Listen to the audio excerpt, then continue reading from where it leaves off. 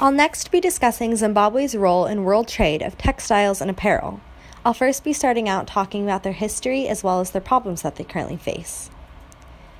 The trade began in the early 1920s in attempts to look for other opportunities after their failing mining and mineral sector. This was really spearheaded by the British Cotton Growing Association. The British were in control of them at the time, and they really wanted to find another place to import their cotton from. It really grew in the 1980s, and however, due to the World Bank adjustment policy in the 1990s, it unfortunately shut many manufacturers down. However, kind of contradictorily, government still invested in the clothing manufacturing industry during that time. Unfortunately, it did shrink again with depreciation of the Zimbabwe dollar in 1997. As I mentioned earlier, the U.S. currency is now the official currency of Zimbabwe.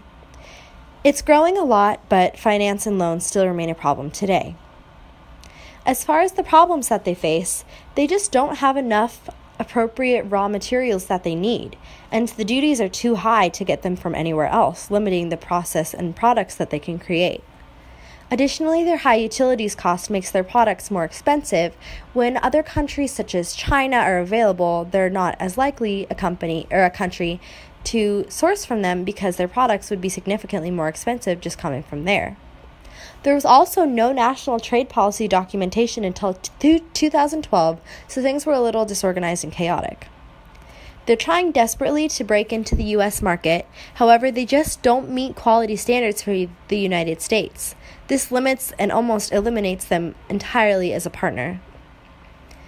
They do have a decent-sized clothing and leather production sector, but unfortunately, since 2000, it's been negatively growing instead of positively.